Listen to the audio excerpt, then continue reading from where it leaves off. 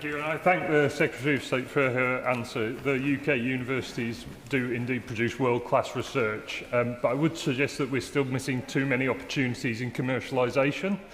The government's proof of concept fund is really quite inadequate, 30 times oversubscribed on the figures, and equity and IP arrangements are laborious and deter both investors and entrepreneurs. So will the Secretary of State commit to expanding that proof of concept funding and reforming those barriers that hold back university spin-outs?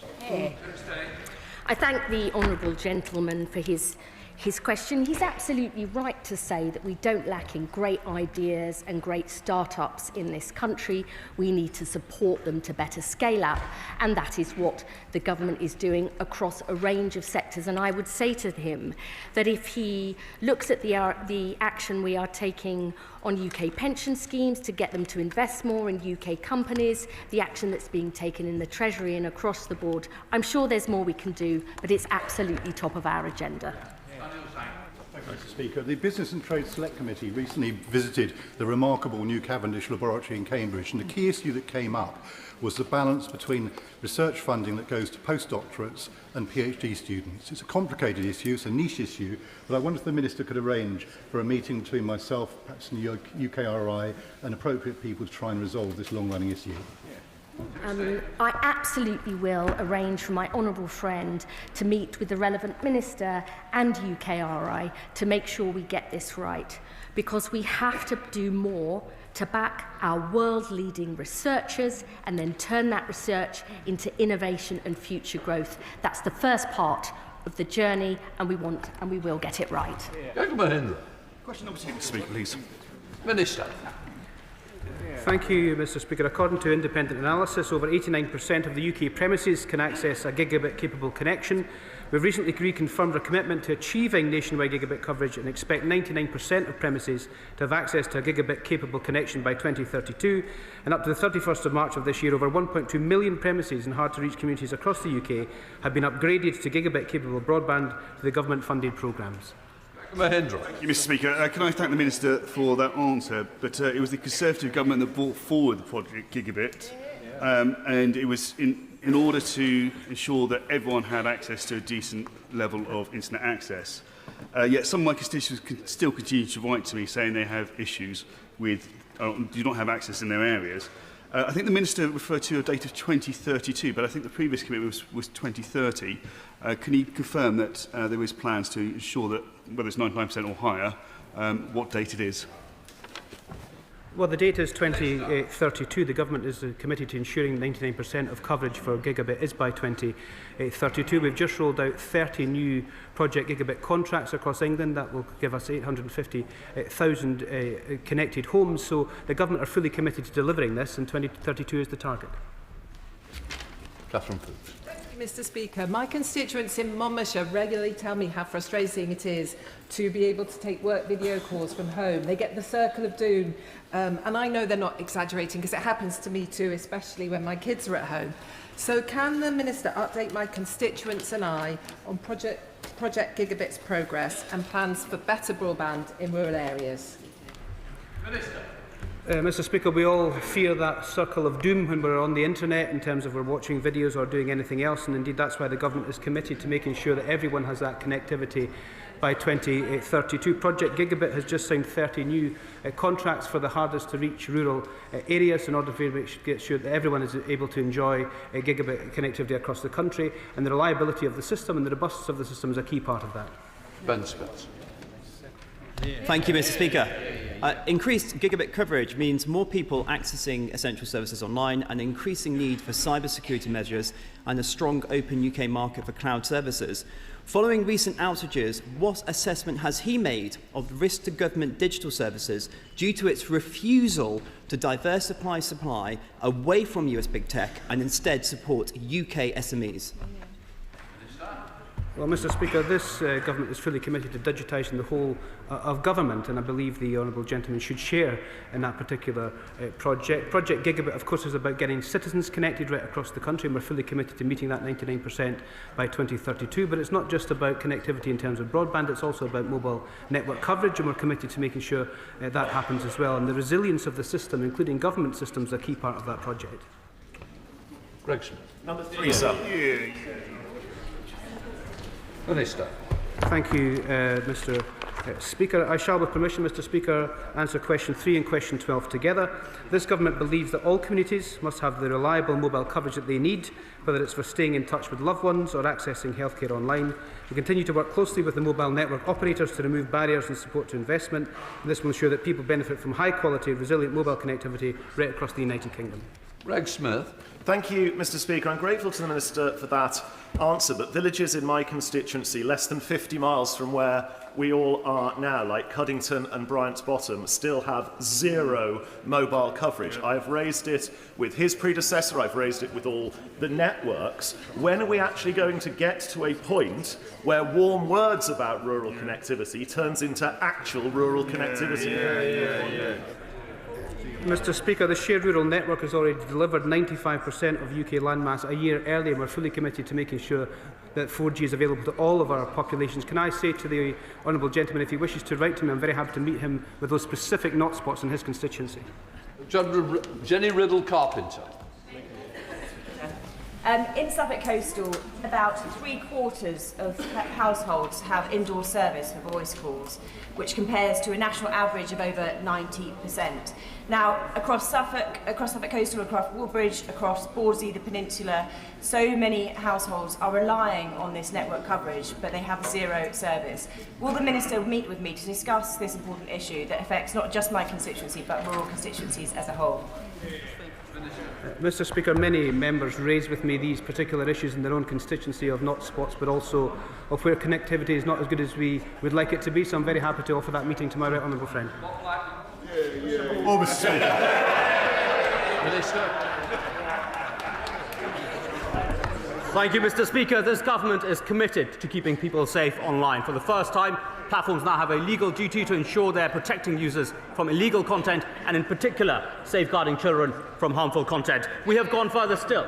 Within weeks, this team has introduced self-harm, cyber flashing, and now strangulation and extreme violence and pornography as priority offences. We will go further still in backing Ofcom to make sure the enforcement is robust too. Bob Blackman. Minister, for allowing me to catch my breath. I thank the Minister for the answer, but the reality is now that chatbots in particular are prompting young people to commit suicide and also to self-harm. What action can the Minister take to actually make sure that these chatbots are taken down and do not give this sort of advice? Well, can I thank the honourable member for the cases he raises, which are very much on our mind, and each of those is a deep tragedy as well. We have looked very carefully at this issue. Some chatbots, including live search and including user-to-user engagement, are in the scope of the Online Safety Act. We want to ensure the enforcement against those where relevant is robust. Of course, the Secretary of State has looked in particular at this and commissioned work to make sure that if there are any gaps in the legislation, we are looking at it fully and taking robust action too. Chair of the Select Committee, Dame Chia Moore. Thank you. The Minister says that the government is looking deeply into this, but the evidence that my committee heard with regard, and it's part of its inquiry into misinformation and algorithms, heard conflicting evidence from ministers and Ofcom as to whether or not generative AI was covered by the Online Safety Act. Now, the government has refused to implement our call for legislation to bring generative AI under the same categorisation as other high-risk services. So will the Minister say specifically, under what circumstances chatbot advice is covered by the Online Safety Act and whether there will be enforcement? Well, can I firstly thank my honourable friend both for the point she's making today and for her ongoing insight and expertise on these questions. Let me be very clear about the current scope. Chatbots which involve live search and which involve user-to-user engagement are in the scope of the Online Safety Act. As I mentioned, we are continuing to review the scope of it, and as the Secretary of State's commissioned work, we will come back and report on the House on those findings. Victoria Collins, Liberal Democrat spokesperson. Thank you. I'd like to join honourable members in really pushing on questions of those AI chatbots. The human-like, assertive nature is filling a gap where many, including children, are turning to and trusting chatbots for medical opinions, legal advice and emotional support with fatal consequences without clear accountability. I know it's been touched on, but it's really important Ofcom explicitly only includes that user-to-user or search, so that those one-to-one, which actually are some of the most acute harms, are not covered. So will the Minister commit to working with Ofcom about classification so we can ensure the responsible use of this technology and protect children from the unregulated harms from a growing dependence on chatbots? Well, let me be very clear. Of course we will, and we've already engaged both with Ofcom and commissioned further work on this question. We will come back and report on that at the earliest opportunity. Deputy Griffin. Number 5, Mr. Speaker. Secretary of State. Thank you, Mr. Speaker. The UK life sciences sector is one of our greatest national assets, not only saving lives, but driving jobs, growth and innovation. The sector has been projected to grow by 41 billion across the UK by 2030, employing an extra 100,000 people. And our life sciences sector plan will help us seize this potential and secure our ambition to be Europe's leading life sciences economy by 2030 and the third most important globally by 2035. Deputy Griffin. Mr. Speaker, internationally, we are eagerly watching the Swansea Bay City Deal-funded Pentra Owl complex nearing completion, where the plan is that life sciences will be a central focus in partnership with universities like Cardiff, Swansea and Trinity St David's. So what assurances can the Secretary of State give me that life sciences will be a top investment priority for this government and help us to create the good, high-quality jobs that we want in the area? My honourable friend has my absolute assurance that backing our brilliant life sciences sector, our universities and companies is a top priority of this government. Alongside our support for the Swansea Bay City deal, which, as she says, includes life sciences and wellbeing, we have a £520 million life sciences innovative manufacturing fund, which is currently open for bids across all of the 4 nations, and I know she will be championing her brilliant businesses a part of this support. Alan Mack.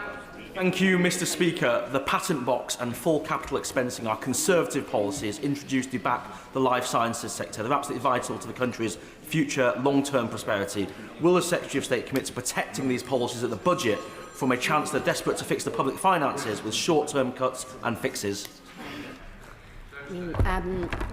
I absolutely support all measures that back that innovation, and I know that that is something, despite what the honourable gentleman says, that the Chancellor wants to do too. It is the innovators and the entrepreneurs and businesses who create jobs and growth in this country, and we're determined to do even more, particularly in these crucial sectors for the future. Good chance. Thank you, Mr. Speaker, and I welcome the Government's new strategy on replacing animals in science, which was published yesterday. So will the Secretary of State commit to enshrining the targets contained within the strategy in law so industry, campaigners and the wider public have the certainty that they need, that this Government will move as fast as possible to end this unnecessary animal testing? I'm very proud that we have published this strategy, delivering on one of our crucial manifesto commitments, and the Honourable Lady can rest assured patience is not one of my greatest virtues, and I want to see this implemented and delivered as quickly as possible. Mr. Speaker, thank you. I'm chair of the All-Party Group for Life Sciences, so know only too well that what an industry that has hitherto been a jewel in our crown has been struggling to justify further investment in our economy. So could I just press the Secretary of State further on her answer to my right honourable friend, my honourable friend from Havant? Could she just reassure the House that she has put a specific, ambitious, vigorous proposal into the Treasury in advance of the budget that recognises that the life sciences industry is taking more risk than other kind of investors? Patience may not be my middle name, but specific, vigorous and ambitious, hopefully, are things that I consider part of my character. We are determined. There is no route to future growth in this country without science and technology, and particularly life sciences at the core. Myself and the Minister for Science in the other place, Sir Patrick Vallance, are straining every sinew. There are challenges in our life sciences sector, but we are determined to back those world-leading companies for British patients and for the British economy. Number 6, Mr. Speaker. Minister. Thank you, Mr. Speaker. Let me assure the honourable member that we are taking tough action against drug dealing both offline and online. There is now a strong new duty under the Online Safety Act to prevent illegal activity, including drug dealing as well. Ofcom has a duty to enforce that. We will continue to make sure that it has the full backing to do so. Drug dealing is absolutely rampant on social media. The Minister might be aware of the campaign that I lead together with the University of Bath on spice spike vapes in school and the terrible harm it's causing. Yet we're getting increasingly frustrated that Ofcom does not use its power from the Online Safety Act to actually hold social media companies to account. Will he meet with me to discuss this problem with Ofcom and make sure that they ensure that we're keeping particularly young people safe online? Well, look, I think the honourable member's campaign has been noticed, and I'm very happy to meet with her to discuss how we can work together in making sure the enforcement is robust on this question. Christopher Vince. Thank you, Mr. Speaker, and I thank the Minister for his previous answer. Sadly, the glamorisation of drug taking on TV isn't a new phenomenon, but I particularly worry about the nature of the internet and social media and the short clips people watch, where the true consequences of drug taking or drug culture isn't really shown properly. So can I ask what the Minister can do to use the internet and social media for good to actually show young people in my constituency of Harlow the danger of drug taking and drug culture? Well, look, my honourable friend is a master of short clips in the chamber, and so I will take both his skill but also his sincerity on this question to heart and work with him to ensure that we are robustly enforcing the duties that are already placed on Ofcom under the Online Safety Act. Mayor Ellis. Number 7, please, Mr. Speaker. Minister. Mr. Speaker, Britain's technological revolution is going to ensure working people see good jobs and local prosperity wherever they live, wherever they call home, right across the country. A record £86 billion in R&D investment will spread that opportunity in every region from Birmingham to Belfast. And with UKRI's £500 million Local Innovations Partnership Fund, we are going to make sure local leaders turn ideas into the industries of the future. Mayor Ellis. Thank you, Mr. Speaker. The £54 million UKRI Global Talent Fund, which was designed to attract and retain international research talent, has excluded all northern universities from its funding. UKRI waived eligibility criteria to ensure devolved nations receive some of the funding, but meanwhile Lancaster University, a huge driver in the economic growth of Lancashire and the North West, and which reached the highest eligibility criteria, received none. Will he commit to the Northern Powerhouse Partnership's recommendation for UKRI funding, including greater transparency of data and methodology used in UKRI assessments, and including institutional size and their role within region's economy when making future decisions for UKRI funding?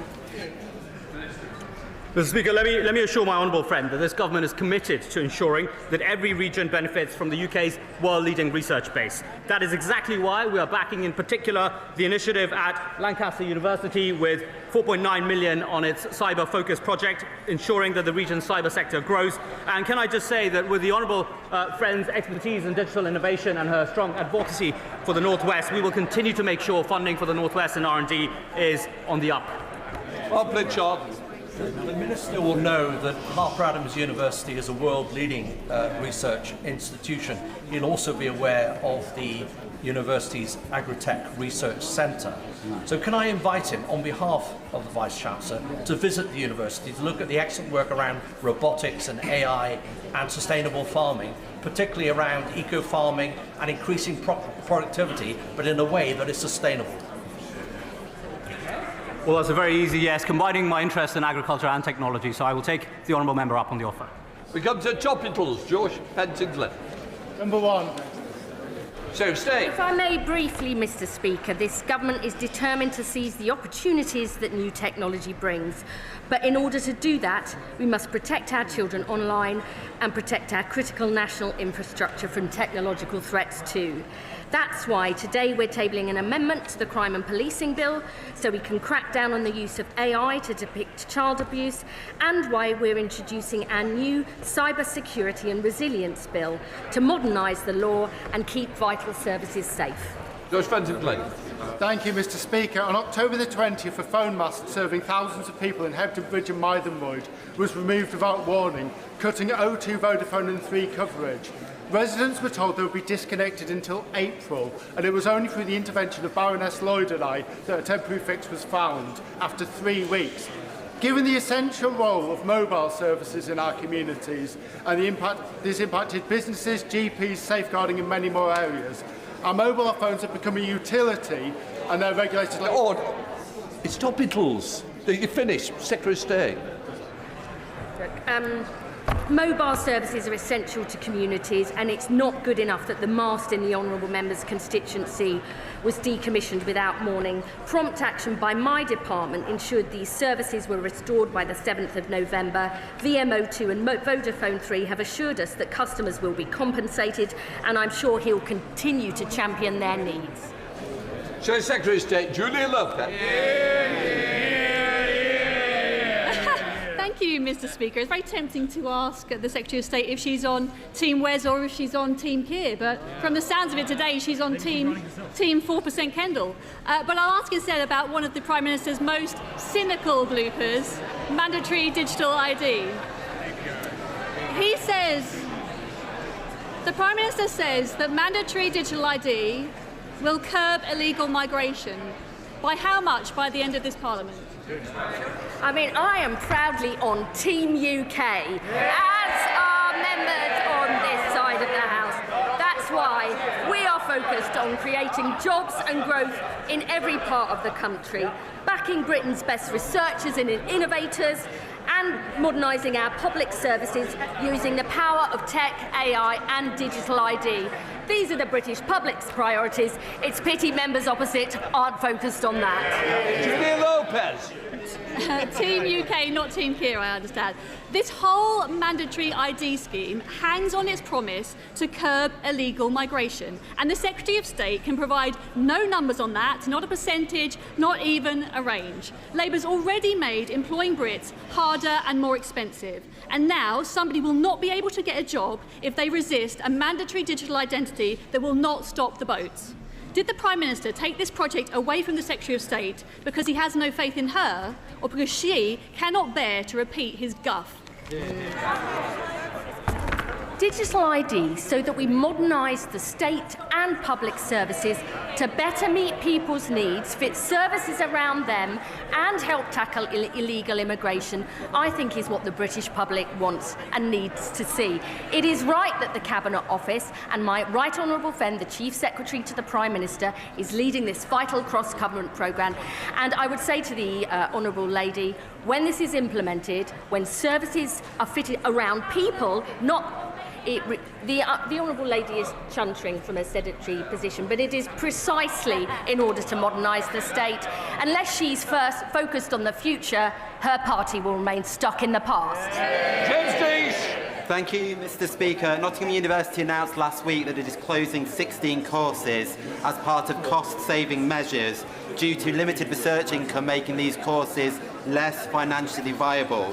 What steps is the Secretary of State taking to make sure her huge R&D budget gets to frontline institutions and universities at the heart of our vision for growing the economy?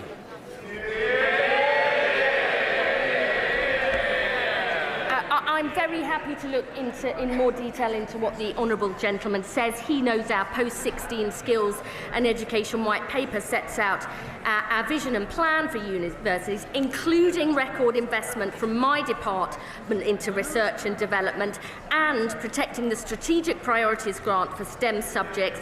There's more we can do, and I'm happy to discuss it with him further. Lisa Smart. Speaker, Starting Point in Woodley is a social enterprise that works to tackle digital exclusion. They tell me that the lack of access to a device is a barrier for too many of my constituents. What plans does the government have to enable the refurbishment of government and civil service devices to make it easier for my constituents to get online? Mr. Speaker, the Honourable Lady raised a very important question about digital inclusion, which is right at the heart of the government's strategy. We just heard from the opposition that they're against digital ID and digitalising this country. I knew my answer would be popular, but I'm very happy to meet with the Honourable Lady to talk about that specific project in her constituency. Marcus Campbell-Sabers. Thank you, Mr. Speaker. Given the constant criticism of the Information and Commissioner's Office for weak FOI enforcement and sluggish decisions, why must Britain lag behind countries like Sweden and Norway, where citizens routinely access information in under a week? And how can MPs meaningfully hold the Commissioner to account? Mr Speaker, the ICO is operationally independent of government, is accountable to this Parliament. The Information Commissioner can appear in front of the select committees to discuss the ICO's performance, and I would encourage the select committee to perhaps do that. Right, that completes questions. I'd like to welcome the Canadian Speaker and the ministers with him today. Right, we now come to Prime Minister's question. Lincoln Job. Number one, Mr Speaker. Prime Minister. Can I also welcome the Canadian Speaker? And can I also welcome Mervyn Kirsch to the gallery today? He's a member of our greatest generation, a D-Day veteran who entered Bergen-Belsen days after it was liberated. Mervyn is 100 years old. I'm lucky to have met him twice, and I know that it took him many, many years before he felt he could even begin to tell his story. And we thank him for his service and the story that he has told us in respect of it. As we mark Armistice Day, we give our eternal thanks to Mervyn and all those who served, and remember the extraordinary sacrifice of ordinary people who fought to defend our freedom. Mr Speaker, the House will also want to join me in remembering Holocaust survivor Manfred Goldberg. He showed the most extraordinary courage to share his testimony, and in his memory, we must ensure that never again means never again. Mr Speaker, I welcome the news that SSE have announced that they will spend £33 billion on clean energy projects in this country. That's a major vote of confidence in the UK economy, happening because of our decisions to embrace the opportunities of clean power. Mr Speaker, this morning I had meetings with ministerial colleagues and others. In addition to my duties in this House, I shall have further such meetings later today. Lincoln Job.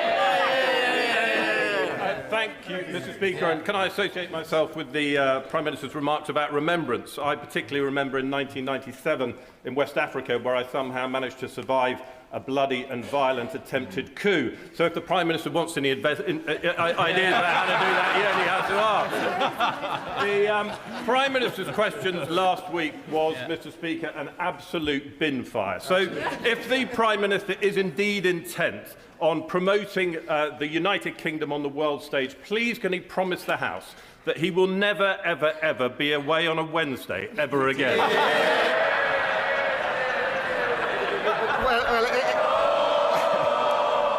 Well, it's always great to hear from the successor for Kwasi Kwarteng's constituency, Mr Speaker. I'm very proud to represent our country on the world stage last week in COP, before that in NATO, and it's because of the reputation we've rebuilt over the last 15, 16 months that other countries now want to do trade deals with us and want to place their orders with us. Sally Jamieson. Thank you, Mr Speaker, and can I also associate myself with the remarks from the Prime Minister? The Prime Minister will be aware of the campaign run by the trustees of the British Coal Staff Superannuation Scheme, which is campaigning to return the £2.3 billion investment reserve back to its members, 700 of which are in Doncaster Central.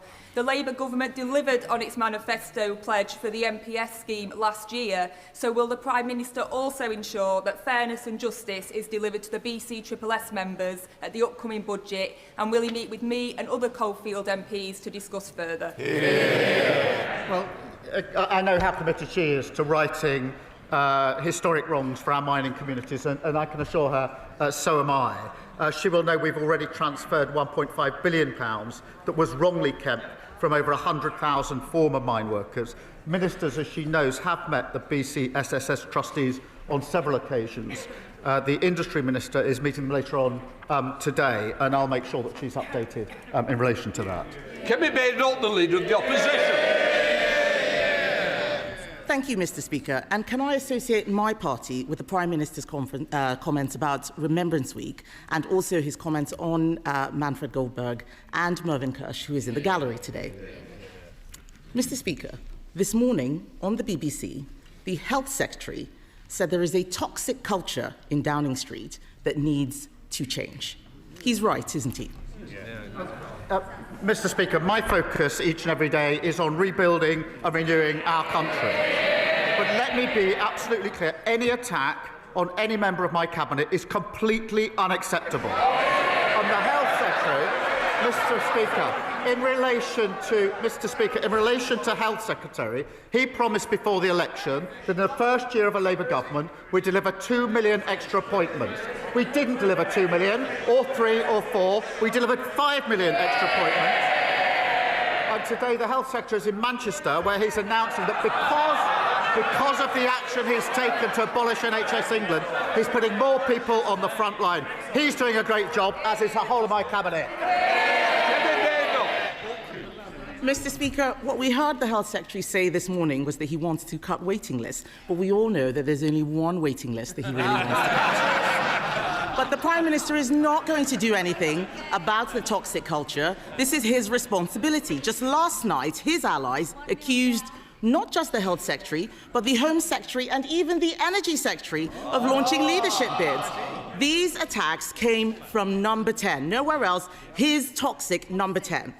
The person responsible for the culture in Number 10 is his Chief of Staff, Morgan McSweeney.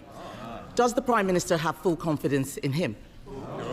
Morgan McSweeney, my team and I are absolutely focused on delivering for the country. And let me be clear, of course, Mr. Speaker, I've never authorised attacks on Cabinet members. I appointed them to their posts because they're the best people to carry out their jobs.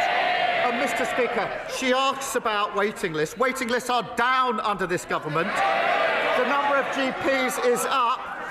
And because we've scrapped NHS England, we're investing on the front line. That's what the Health Secretary is doing today, getting on with his job, and he's doing a very good job too. Mr. Speaker, I didn't hear him give full confidence to Morgan McSweeney, but the truth is he says these attacks aren't authorised. That means he's lost control of Number 10, because that's where they're coming from. But the real scandal, Mr. Speaker, the real scandal is that 2 weeks from a budget, the government has descended into civil war. Instead of fixing the mess they've made of the economy, they're all... Mr. Speaker, they're all chuntering. These are the feral MPs that Number 10 has been talking about. They're not my words. They're Number 10's words, his words. But unbelievably, Mr. Speaker, the Prime Minister's advisers have been reduced to briefing that MPs can't get rid of him, and I'm not making this up, they can't get rid of him because it would destabilise international markets. Why does the Prime Minister think that there would be a market meltdown if the Health Secretary took over?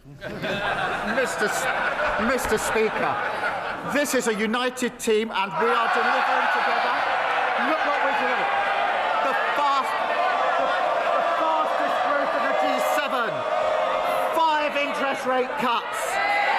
Trade deals with the EU, the US and India, all of which they oppose. We've delivered. And I can update the House. If people want to audition for a pantomime, I suggest you go to the Old Vic. Pantomime. Mr. Speaker, I can update the House. The Bank of England has upgraded growth today.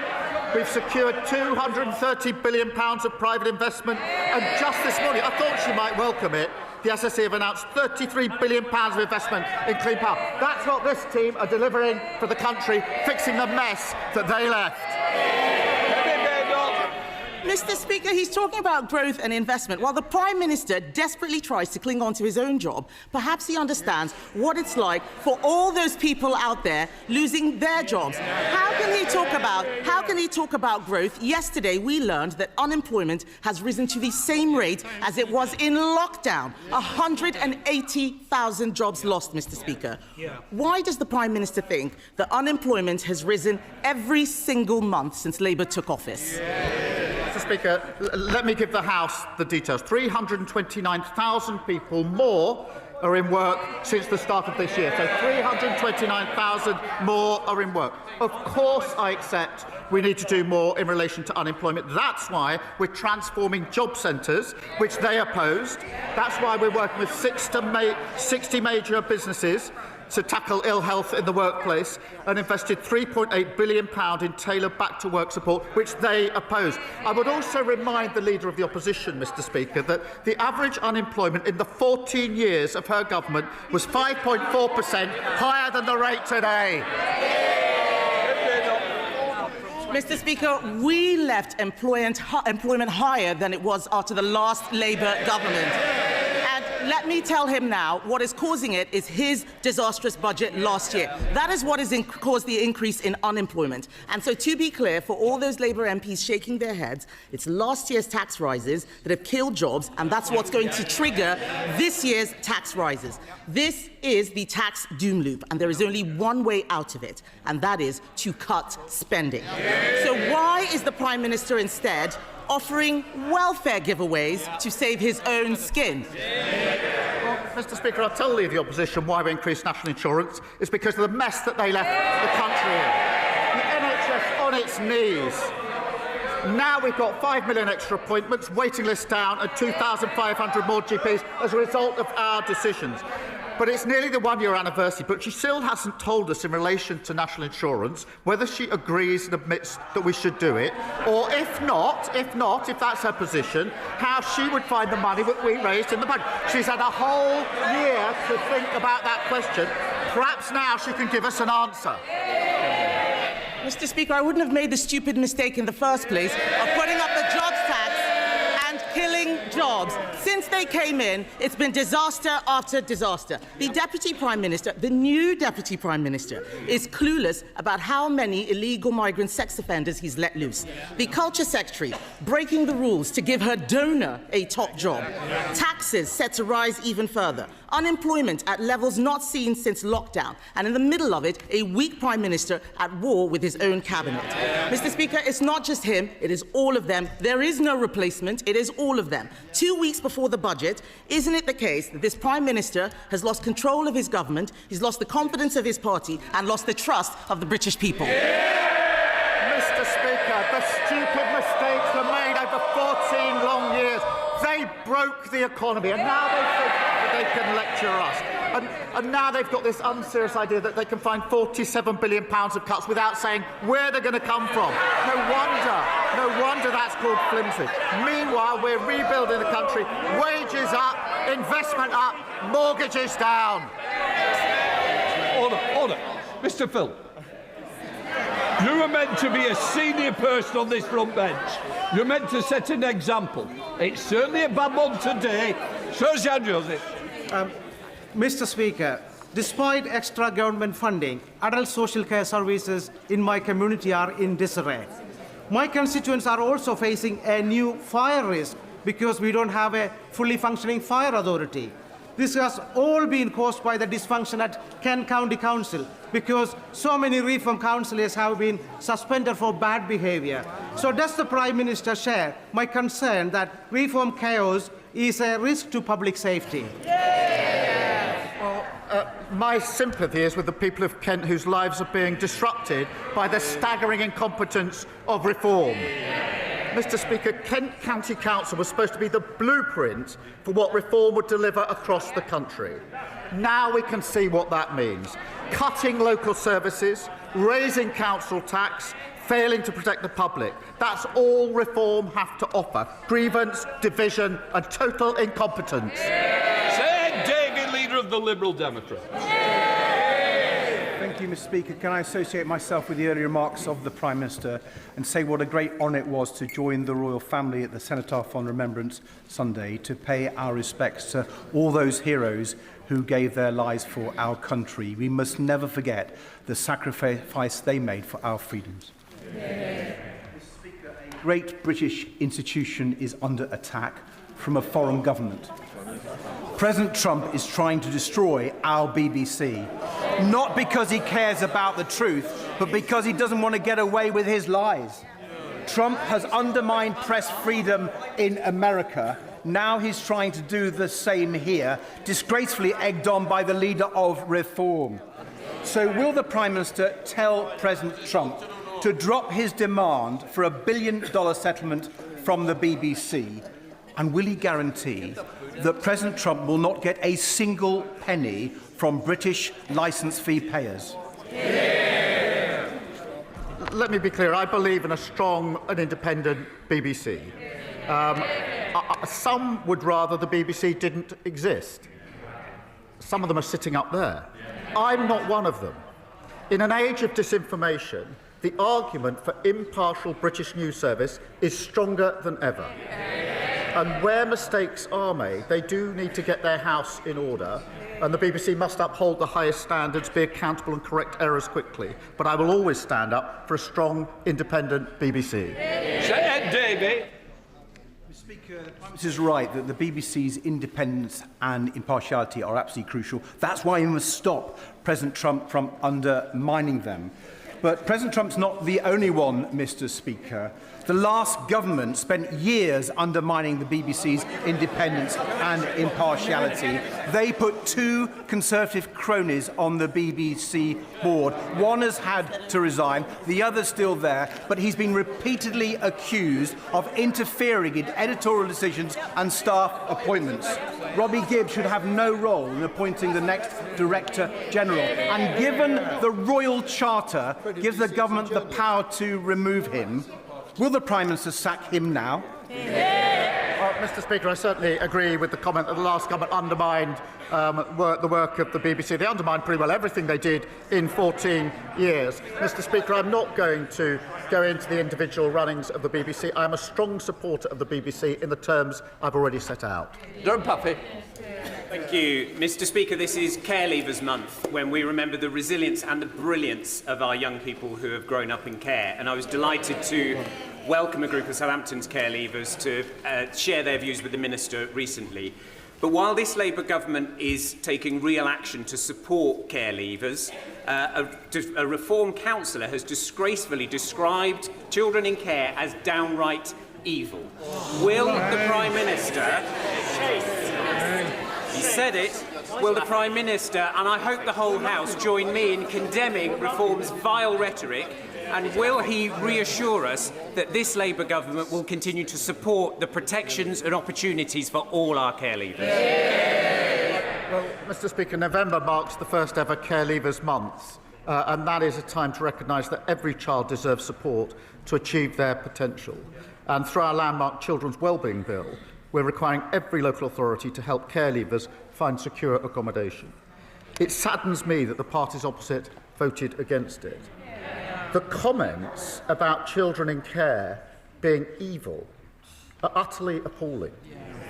And now the member for Clacton has heard them. I'm sure he'll want to condemn them right now. Nigel Farage. Thank you, Mr. Speaker. No, I've only got 30 seconds. The Prime Minister has stated very clearly that he wants to close the migrant hotels by the end of this Parliament. Well, the Reform-led West Northamptonshire Council, brilliantly led council, will be issuing foreclosure notices on 3 migrant hotels within the next few days in response to grave public concern about the safety of women and girls on the streets of West Northamptonshire. Would the Prime Minister approve of us speeding up the closure of the migrant hotels? Mr. Speaker, we will grit the mess we inherited and close every hotel. At their peak, under the previous government, there were 400 hotels. Now there are only 200 remaining. But he says he doesn't have time to condemn the comments calling children in care evil. He's also not had the time, it appears, to condemn the racist comments of his own MP. Utterly spineless. Jeff Smith. Thank you, Mr. Speaker. Last week I visited the new diagnostic centre at Withington Community Hospital, and as well as the 85,000 new appointments it's going to create, I was really pleased to see the new solar panels and heat pumps being designed into the building. So in the week of COP, and can I thank the Prime Minister for his climate leadership and attending COP, in the week of COP, what more can we do to ensure that new public buildings have green energy designed into them? Well, Mr. Speaker, I was very proud to attend COP last week, and the UK is leading on tackling climate change, delivering energy security and getting bills down and generating hundreds of jobs across the country. We're investing over £250 million to put rooftop solar on schools, hospital and military sites across the country, and that will deliver £400 million of savings to renew our public services. Angus MacDonald. Prime Minister, successive governments impose massive environmental tariffs on customers using UK-produced renewable electricity, but far less on imported carbon fuel mains gas. This is the main reason why those not on the gas grid, i.e. those living in rural Britain, pay a great deal more to heat their properties. Yes, renewable projects are important, but the huge environmental tariffs on our electricity bills are not fair. Would the Prime Minister acknowledge this injustice and commit his government to addressing this? Thank you. Can I absolutely recognise the need to address the imbalance between electricity and gas prices? We are exploring options to create a fairer system, and I'm happy for ministers to keep him updated on what we're looking at. It's thanks to those levies and Labour's expansion of the warm homes discount that 6 million families will be getting £150 off their energy bills this winter. And I know that he will welcome the £33 billion in investment from SSE, helping connect clean energy to areas across Scotland where it's most needed. Thank you, Mr. Speaker. Prior to the general election, the Health Secretary visited Amber Valley and declared it an NHS dentistry desert. Since then, I've secured £240,000 of additional funding, encouraged my constituents to access the 16,300 emergency appointments in Derbyshire, and last week secured thousands of extra UDAs. But there is more to do. So can the Prime Minister update me on the progress of the contract negotiations with the BDA and the timescale that the department is working to? Well, Mr. Speaker, I'm appalled that we inherited such a situation where tooth decay is the most common reason where children between 5 and 9 are admitted to hospital. Every children's hospital under their watch, going in 5 to 9. I was very shocked when I heard this the first time at Aldhay Hospital up in the northwest, that more children being admitted to have their teeth taken out because they're rotting between the ages of 5 to 9 than any other operation. That was their record. They should just be ashamed of it. Ashamed of it. It's why I'm determined to rebuild NHS dentistry. I can confirm that discussions are underway with the sector, including the British Dental Association, on fundamental reform to the dental contract to get her constituents the care that they need and that they deserve. Thank you, Mr. Speaker. Jehoot's pharmacy has been responsible for repeated closures, leaving staff unpaid and residents without access to vital medicine. Unfit pharmacy owners like Sarabjit Jehooti, who has severely neglected patients and staff in West Dorset and across England, should not be running our care system. Will the Prime Minister make time in the parliamentary schedule for emergency legislation to give the government and the regulators powers to pay staff, tackle improper pharmacy owners and directors, and make sure scandals like this can never happen again? Can I thank him for raising this really serious issue, which has been raised by others across these benches on previous occasions, and it is a very serious issue. It is simply not right that customers and staff have been so badly let down. The Care Minister has convened representatives from across the industry to resolve the situation as quickly as possible, and I want to reassure him that we're working speedily to consider how to strengthen regulation of these pharmacies, and I'll update the House as soon as I can. Thank you, Mr. Speaker. During the assisted dying debates, I and many others highlighted the importance of palliative care provided by hospices, but this vital work has been left reliant on donations and charity for far too long, and Garden House Hospice in Letchworth is now facing a serious funding gap. I welcome government investment in hospices, but will the Prime Minister consider broader reform to put hospice funding on a sustainable footing? And can he ensure ministers meet with me to explore every option to keep Garden House Hospice open? I'm pleased to tell him that £100 million has now been passed to Hospice UK, so places like Garden House in his constituency can create the best environment to deliver care. That's backed, Mr. Speaker, by £26 million investment for children and young people's hospices. We're also investing over £3 million in researching palliative and end-of-life care through the National Institute for Health and Care Research. We're working on further proposals to improve the access, quality and sustainability of care, and I'll make sure that ministers keep him updated. Rebecca Paul. Thank you, Mr. Speaker. I would like to ask the Prime Minister for his help. It's been over 6 months since the Supreme Court ruling on the meaning of sex, yet public institutions are still knowingly and intentionally breaching the law. HMP Downview, a women's prison in Banstead, has 5 biological males in it. And if that wasn't bad enough, those males are mixing with the women in the daytime without adequate supervision. Will the Prime Minister ensure biological males are moved out of women's prisons immediately? The Supreme Court ruling must be implemented in full and at all levels. She's absolutely right about that. She's raised these examples with me. I will make sure they're looked into and make sure she gets a proper reply in relation to the particular examples. Thank you, Mr. Speaker. With miles of golden sand and a bucket full of memories, Rhyl has been attracting visitors for generations. After millions of pounds of Welsh Government investment and a £20 million UK Government Neighbourhood Fund, Rhyl is on the up. Does the Prime Minister agree with me that only with 2 Labour governments working together can we restore pride in our Welsh seaside towns?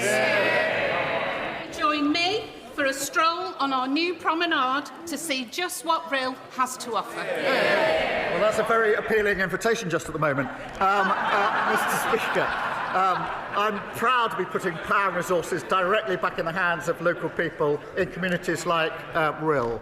That £20 million can be used for issues that matter most to them, include revitalising their high street, a cause that I know is crucial to many residents, including hers. Just 1 in 14 communities across Wales is benefiting from the Pride in Place funding. This is the renewal you get with a Labour government working with a Labour government in Cardiff. Max Wilkinson. Thank you, Mr. Speaker. Maternity services are a vital part of women's healthcare, but sadly too many women are being failed. At Cheltenham General Hospital, the Evita Birth Centre was temporarily closed for labour and births back in 2022. Last week we learned that there will be no decision about a potential plan for reopening it until spring next year. Does the Prime Minister agree with me that 4 years is far too long to ask local mums-to-be to wait? And can he give me reassurance that a temporary downgrade that was made under the Conservatives will not become permanent under his government? I tell him that our starting point is that we must always make sure that every mother is heard, understood and gets the quality of care that is needed. The Independent National Maternity Investigation and Local Health Needs Assessment are due to report in spring of next year, as he says. It's right that the recommendations of both of them are closely considered in any decision for Cheltenham, and I'll make sure that he's kept updated as that rolls out. Jim Dixon. Thank you, Mr. Speaker. Can I say that I've long thought that both you and the Prime Minister would suit a magnificent moustache, and I'm sure you'd be capable of growing a better one than this. Many of us men in this House and outside are growing our tash out this month to highlight the need for our health system and men ourselves to address preventable and treatable conditions to which all men are vulnerable, including prostate cancer, testicular cancer and mental health conditions such as depression. Does the Prime Minister agree that the forthcoming first ever men's health strategy, soon to be published, must lead to a major step change in the way our country helps men stay well? Well, as he knows, my #1 priority is growth, so I'm very glad to see his upper lip. He's obviously championing this himself. And can I send my best wishes to everyone growing a moustache this Movember? It is right, Mr. Speaker, to highlight that men are hit harder by a range of conditions, including cancer, cardiovascular disease and type 2 diabetes. And that's why our men's health strategy will set out actions to improve the health of all men in England. Rupert Lowe. Thank you, Mr. Speaker. Every week we hear of a brutal murder, rape or stabbing, far too often perpetrated by someone who should not be in our country to begin with. Does the Prime Minister agree that for cases where the guilt is so undeniable, the crime so monstrous, the evil so irredeemable, the reintroduction of the death penalty for both foreign and domestic criminals should be put to the British people in a legally binding referendum? Can I first say that any attack is to be condemned, and it is absolutely right, and we're determined that there is a criminal justice response in relation to attack, however it's carried out and whoever it's carried out by. but reintroducing the death penalty is not the answer to this. It didn't work when it was in place. It led to the death of those that, in fact, turned out were innocent. But what we must do is improve, as we are, the criminal justice response in this country. Thank you, Mr. Speaker. I want to pay tribute to a new veterans group in Stevenage called the Muster Point, founded by Stuart Mendelsohn and Steve Black. Last week, I joined them at a continuous 72-hour vigil at Stevenage War Memorial, where veterans shared stories of family and friends lost in war. But veterans deserve more than just our tributes. So will the Prime Minister commit to working with veterans in Stevenage and across the UK in delivering this government's new veteran strategy in full? One of the greatest honours in this role is meeting and thanking our armed forces for their service, which obviously we've been able to do during the course of this weekend and this week. Our ambition is to bring the Armed Forces Covenant fully into law in the next Armed Forces Bill, and we will do so. We're also renewing the contract with those who serve through our veterans strategy, including Homes for Heroes, a new network of support centres connecting charities and services with veterans. And Labour patriots stand with all those who serve and have served our country. Stuart Anderson. Thank you, Mr. Speaker. And on that point, with the upcoming vote on the Northern Ireland Troubles Bill, 9 of the most respected and experienced generals of a generation have publicly attacked the government's approach on lawfare against our armed forces. They have said it will erode trust in the justice system and it is a threat to national security. As a veteran who served in Northern Ireland during the Troubles, does the Prime Minister think they're all wrong? And when is he actually going to start standing up for our veterans? Can I begin by thanking him for his service to our country? And when former service chiefs raise an issue, we will, of course, engage with them. Of course, I respect their service and their views, and will do so. We are having to get rid of unlawful legislation and putting in place a system with clear rights and protections for veterans, and we'll continue to try to get that balance right. Anderson. Thank you very much, Mr. Speaker. 4 years ago, I brought in a private member's bill to ban the sale of wet wipes with plastic in. The last government dragged its feet. These wet wipes cause fatbergs in our sewers and millions of pounds on our water bills for all of our constituents and pollute rivers and seas.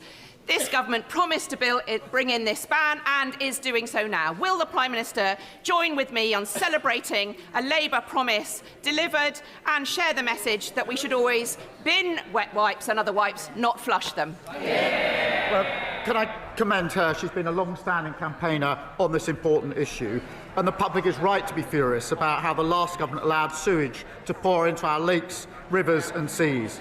Alongside tough new powers to combat pollution, this ban will put an end to plastic wet wipes that litter our beaches, clog up our sewers and harm wildlife. David Chadwick. Thank you, Mr. Speaker. Lloyds Bank have over 31,000 customers in my constituency, and yet many of those customers, particularly the elderly and the vulnerable, are struggling to get out their own cash. That's because Lloyds have closed their branches in Brecon, in Prestine, in Ustragunlice, and before the end of this month, in Pontedower. That's despite making billions in profits and paying their CEO £5 million. Will the Prime Minister write to Lloyds Bank and ask them to keep that last branch in Pontedower open? Well, I'm grateful to him for raising that, and I'll look at the particular example that he's raised. As he will know, we're rolling out hubs, some of them already in place and more to come, and I'll happily update him on where they're likely to be. Final question, Richard Quigley. Thank you, Mr. Speaker. Following the work of our APPG for eating disorders, I was horrified to hear that 19-year-old Lily Cliff, who suffers from anorexia, has been placed on an end-of-life care pathway after Rotherham, Doncaster and South Humber NHS Foundation Trust obtained a Court of Protection ruling to withdraw her treatment. This decision directly contradicts NICE guidelines and the Minister for Care's own statement in September that eating disorders are not a terminal illness. Will the Prime Minister urgently review this case to ensure that Lily and her family receive the support they need and that Lily is given every possible chance to recover and live, and remind all ICBs, NHS and hospitals that suffering from an eating disorder is not a terminal illness? Well, first, my thoughts are with Lily and her family, and the details he raises are really deeply concerning. I know he's raised this with health ministers, and I'll make sure he gets a swift response. He is a powerful advocate for change, and I share his determination that everyone with an eating disorder gets the care and the support that they need. Let the front benches change over.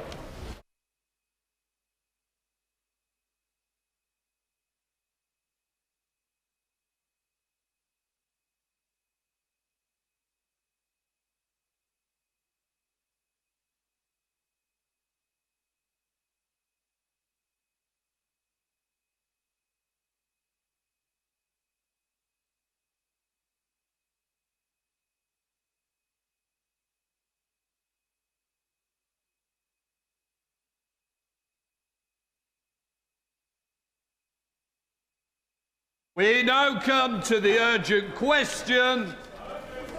Louis French. To ask the Secretary of State if she will make a statement on the appointment of the independent football regulator.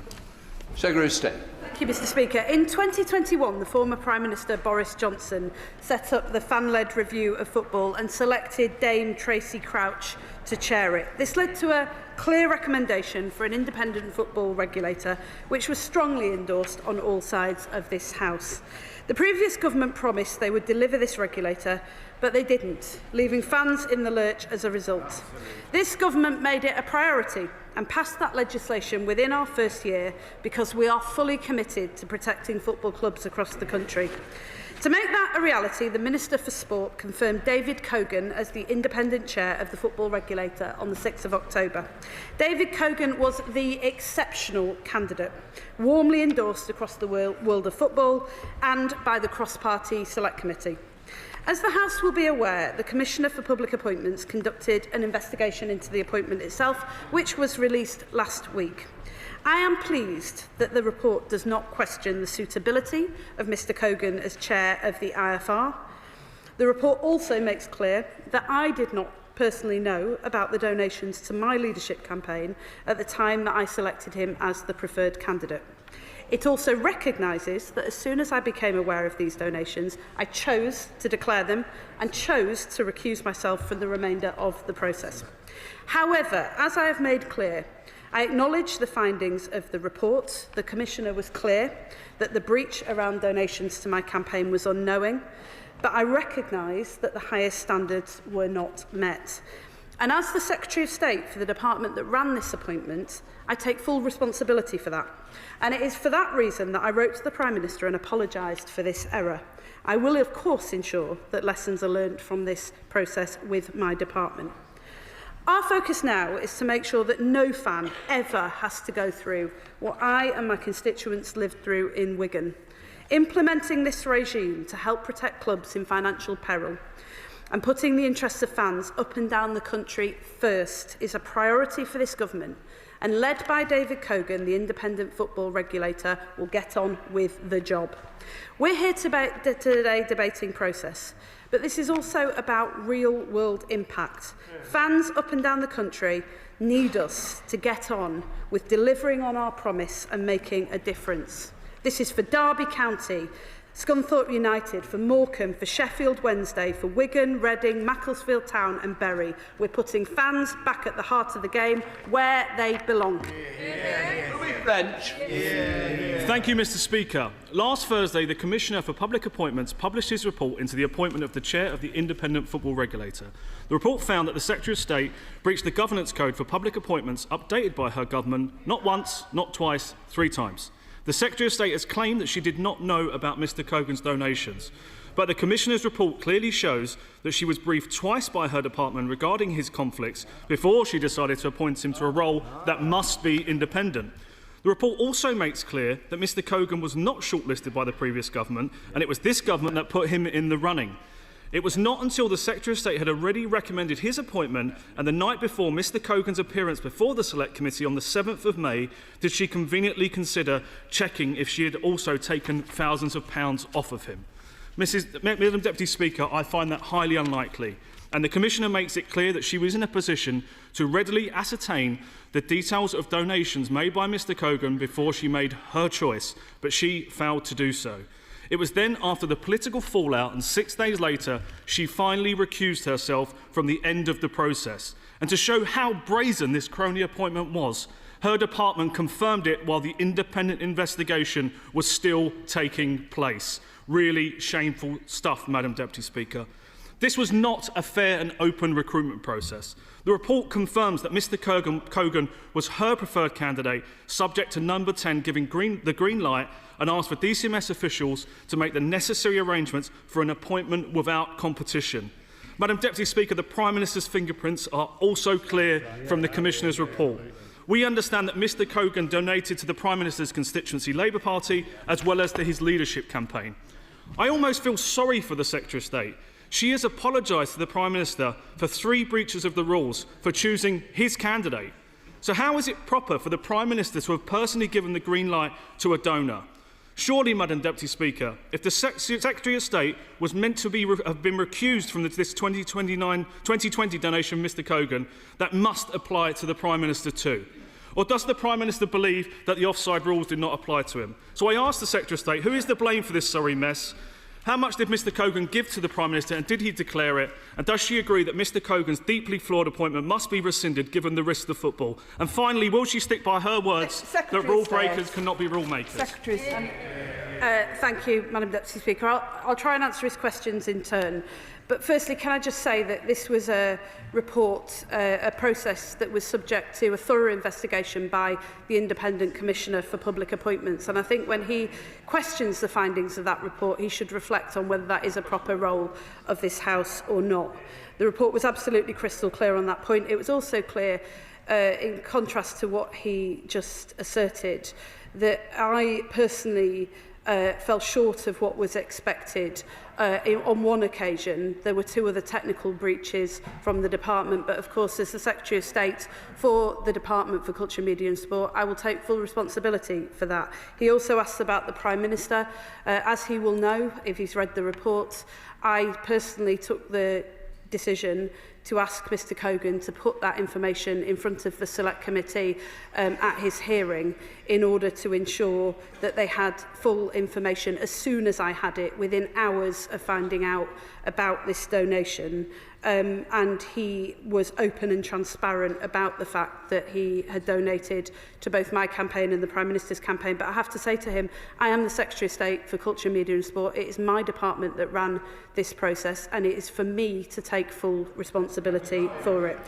Secondly, he asserts that Mr Cogan was not part of the process. I find that astonishing, and I presume at some point he'll come back to correct the record on that, because when he speaks to his colleagues, one of whom is sitting on the front bench and was overseeing that process before the general election at a time when this government was proudly extolling the virtues of having a football regulator and the Governance Act that they later opposed, he will know that Mr Cogan was approached for this job under the last Conservative government, and he was put onto the list which I inherited from the last government. And I just want to be crystal clear on this point. He was not added to the list after the general election. He was on the list from the last Conservative government. And can I just ask him, he talks about cronies.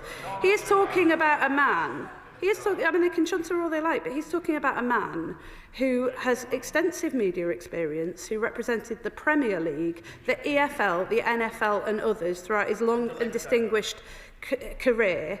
He was put on the list in the full knowledge that he was a Labour donor by the last government. And not only that, but if he's such a crony who's unfit to hold this sort of office, why on earth did the former Prime Minister, Rishi Sunak, appoint him to the board of Channel 4? I mean, it just doesn't stack up. So good, you approached him yourselves. And just finally, I would just say to the honourable gentleman that, of course, I'm happy to answer extensive questions about this, and that is the reason why I've chosen to come to the House and answer these questions, despite the fact that it was the Minister for Sport who made the final decision. But I'll just say to him, as a Charlton fan himself, I am a bit surprised that, given their experience of bad owners, that he is setting himself and his party against football fans in his constituency and the length and breadth of the country by trying to attack a man whose credentials are unquestioned. Thank you, Mr. Speaker. Can I say to my right honourable friend, in the terrible time that Sheffield Wednesday fans have been through in the last few months, not one has ever asked me what's happening to this report and this review. What they've said to me is, how quickly can we get a regulator in place who will deal with owners like Chansiri who are ruining our club? And would she agree with me that what we have now in the appointment of David Cogan, who is knowledgeable, tough, determined and independent of bad football owners, and going to act on behalf of football fans? And isn't the fundamental difference here between those of us on this side who support regulation, independent regulation, and those on that side who've given up on it and are going to simply kowtow to bad owners in football clubs? Can I thank him for that, because, as always, he has taken this debate back to the people who most matter, and they are the fans that have been through hell over recent years as the last government committed to act and then dragged their feet and then refused to fulfil the promise to their fans. It was shameful to see them go through the division lobbies to vote against their own bill, but I do want to put on record my thanks to Dame Tracy Crouch for all the work that she did and continues to do to uphold that promise. And can I also thank him sincerely? He and I have had numerous conversations over the course of the saga that's developed at Sheffield Wednesday. I know how active he's been, and that is the approach that this government will always take. We will not stand by and let football fans pay the price when bad owners take over their clubs. We're putting them back at the heart of the game where they belong. Liberal Democrat spokesperson Anna Sabine. Deputy Speaker, the Lib Dems have welcomed the introduction of the new independent football regulator. Our football clubs are huge historic institutions that unite generations, bring local economies to life and inspire millions both at home and abroad. And so the Secretary of State carries a significant responsibility to earn the confidence of our world-leading football clubs and to guide them through the introduction of these vital regulatory reforms. But the news that she broke the governance code by failing to declare donations received from the newly appointed head of the regulator, David Cogan, in a timely manner has undermined trust at a crucial moment. This regulator is about securing the future of our national game, ensuring that clubs remain sustainable, rooted in their communities and capable of thriving for generations to come. She cannot shy away from the potential conflict of interest and breaches of the code which have emerged in recent days. This oversight requires genuine accountability from the government in order to restore confidence in the new regulator. Will she therefore commit to order an independent investigation into the appointment of David Cogan and, if necessary, rerun the selection process for the IFR chair? Madam Deputy Speaker, all the way through this process I have complied fully with the Independent Commissioner because I believe that that is important, and in contrast to the last government who broke not just the Public Appointments Code but the Ministerial Code, had multiple members of their side who did so. They've still got a member of the front bench who broke the ministerial code and now sits on their front bench as the shadow Foreign Secretary. Unlike them, we comply with these processes and we accept the consequences. But can I just say to the Honourable Lady, there's been an independent investigation. It's been going on for 6 months. I don't know how she's missed it. That's what we're discussing today. And can I say too that she just said to me that we need to earn the trust of the footballing world. Now, over the course of the Football Governance Act, as honourable members opposite will well know, when they were supporting this piece of legislation, there were numerous people who were concerned about the appointment of anybody to take on this role. One of them was Karen Brady, a very distinguished member of the House of Lords with extensive experience in football. Recently, she said David Cogan has dealt with the EFL UEFA for the women's game and international bodies. That matters because football isn't just about the elite, it's a pyramid, and if the top crumbles, the base cracks with it. And more importantly, he's worked in governance roles that demand accountability. If you want any further evidence of the confidence that this appointment, that David Cogan is commanding across the footballing world, it's that the staunchest critics of the government's approach to implementing a football regulator in the first place have come out strongly in support of the man who is already cracking on with putting football fans back at the heart of the game. Clive Efford. Thank you, Madam Deputy Speaker. My friend agreed with me that when Tracy Crouch was appointed to lead the review of football governance, there was no opposition from this side. There was no opposition from the fans. that a Conservative was going to lead that review. There was cooperation right across this House. When it was expedient for them, the Conservatives supported the fan-led review. And now, when the bill has been put before Parliament, when things got to push to shove, they just opposed it. They're using it as a political football. But the football fans, does she agree with me that the football fans don't give a damn about this Westminster bubble argument? What they want is a regulator that's going to be on their side. Can I thank my honourable friend for the years of work that he's put into making sure that we got to this point.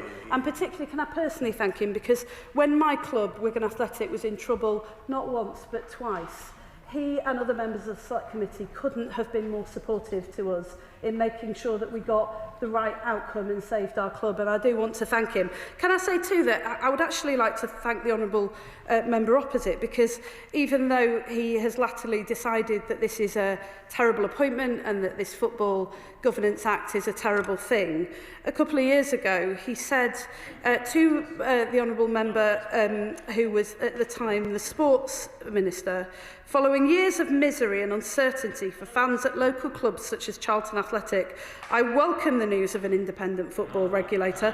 Will the Minister assure my constituents that the regulator will have sufficient powers to deal with regulatory breaches and strengthen those ownership tests? Well, I'm not sure if the Minister at the time could give an answer, but I'm happy to say that we certainly will. Chair of the Select Committee, Dame Caroline Diney. Thank you very much, Madam Deputy Speaker. Look, I want the independent regulator to succeed, not least because of clubs like mine, Portsmouth Football Club, whose fans had to step in and buy the club after 2 administrations. But we need transparency and trust in public appointments. Now, the Secretary of State has repeatedly said that the DCMS Select Committee found Mr Cogan appointable, and that is correct. We did so under the remit that we were asked to work with. However, we did so taking the unprecedented step of including a recommendation of the need for concrete steps to reassure the football community of his neutrality. Because it was Mr Cogan, not the department and not the Minister, who told the Select Committee at the very meeting to decide whether he was appointable or not about the donations. So can I just say, or can I just ask the Secretary of State, the Commissioner's report points to a wider issue with the department's public appointments process. And of the last 10 public appointments that involve parliamentary scrutiny, all but one of them has had problems with the candidate or the process at some point with DCMS. These are undermining the organisations and the people who are picked to lead them. So can I ask the Secretary of State, does she accept the department must do better at public appointments? And can I ask her what concrete steps they're taking to achieve this? Well, look, can I thank her for that? And I do very much agree with her that it's absolutely essential that the public can have confidence in the public appointments that we make, not least because of the very many debacles that we saw under the last government. And that was why I personally requested that Mr Cogan made that information available to the Select Committee within hours of being notified of it myself, so that the Select Committee had that information. She's also absolutely right to say that the committee made a recommendation to Mr Cogan that he must take steps to ensure that he was independent of government. I heard that, although that wasn't a recommendation aimed at me as the Secretary of State, I heard that loud and clear, and it was one of the reasons why I was very quick to recuse myself from that process and take no further decisions in it. She's absolutely right to say, and she's raised with myself and the Permanent Secretary the occasions on which the department has fallen short. We do take that very seriously. We've committed to coming back to her with a full list of concrete actions that we're taking. I would say, and this is not to make excuses because it is my responsibility to make sure that we get this right, but DCMS is responsible for the vast majority of public appointments. I think we make nearly 50% of all public appointments across government. That is even more reason why we need to make sure that we have the proper processes in place to get that right, and we are looking at that the moment, and we'll come back to her very quickly on that. Can I also just take this opportunity to thank her constituents, because when we were in trouble at Wigan Athletic, I remember Portsmouth fans jumping on a Zoom call with us at very short notice. They couldn't have been more supportive in giving us advice and guidance to help us pull through that difficult time. I remember that time as if it was yesterday. The amount of pain that we were going through and anxiety, the footballing world was there for us, and my commitment to her constituents and all of our constituents across the House is that this government will also be there for them too. Jeff Smith. Madam Deputy Speaker, we now have an excellent, highly qualified individual appointed as the football regulator. We have an excellent Secretary of State who made a mistake for which she has apologised, and even the Commissioner said the breach of the code was not a knowing breach.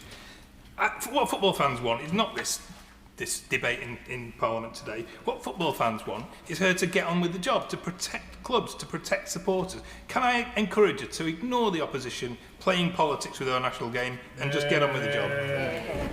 Can I thank him for that, and also very much welcome his joining the Culture, Media and Sports Select Committee. He has extensive knowledge of football and has been a consistent champion for football fans. And can I just say to him that I very much support what he said. This government is absolutely determined to appoint the right people to the right positions so that fans, when they go through the difficulties of poor owners, as they did at Charlton, don't feel that they have absolutely nowhere to turn. Father of the House, Sir Edward Lee. It's not my style to ever attack the integrity of any Member of Parliament. So can I just ask a general question about the whole process to ensure public confidence? Can we now consider tightening the ministerial code and the whole process so that at the start of a process, civil servants do check whether a minister has received any donations, and if they have, that minister recuses himself or herself from the very start of the process? Yes, and of course he's absolutely right to say that we need the tightest possible processes. It's why the Prime Minister took steps when he was first elected as Prime Minister to strengthen the ministerial code and also strengthen the oversight powers that the Commissioner has in relation to the ministerial code, the Standards Commissioner, Sir Laurie Magnus. But can I say to him that in this particular case, as the report makes clear, I did ask for information about all donations to my leadership campaign. I was given that information. That information turned out to be incomplete, and as soon as I was notified that that was the case, I took the decision to declare that, to ensure the Select Committee was aware of it, and to recuse myself from the process. Julie Minns. Thank you, Madam Deputy Speaker.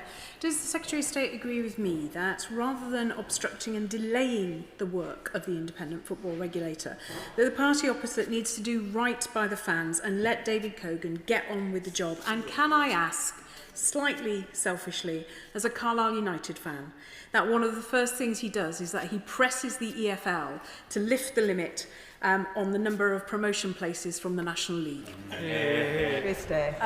Can I thank her for that? And I know she's a fantastic champion for her constituents, and this is something they care about. I've also, myself and the Sports Minister, have heard the strength of feeling from the National League as well. It's not within the scope of the independent football regulator. The House will remember that we kept the remit of the independent football regulator deliberately tight so that he could focus on the very many issues that have been raised, not least by my honourable friend who represents Sheffield Heeley. But although it's not in scope for the independent football regulator, I know that this has been heard by the EFL, and it's something that the government will continue to follow closely. Sir Oliver Dowden. I like and respect the Right Honourable Lady, and I don't doubt her sincerity. However, I do wonder whether she would have been quite so forgiving had I chosen to appoint a Tory donor to lead this regulatory body. But moreover, I supported this regulator, indeed initiated it at the time of the risk of the European Super League. But since then, I fear this regulator has become excessively bureaucratic. It risks deterring international investment and more broad investment into the game, which has been so beneficial to the sport. So does she think it might be time to relook at this regulator and instead put more emphasis on self-governance from football? Because I think in recent years, they have shown themselves capable of stepping up to this challenge.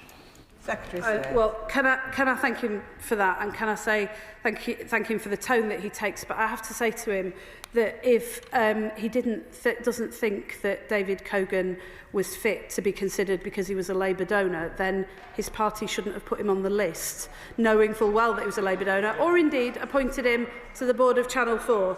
I mean, I appreciate it's inconvenient for the opposite side, but that is, I'm afraid, just the facts of the matter. He says, is it time to reconsider the independent football regulator?